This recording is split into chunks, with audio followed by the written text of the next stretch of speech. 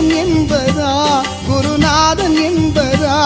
என்னை பார்த்து பார்த்து வளர்ப்பதனால் அன்னை என்பதா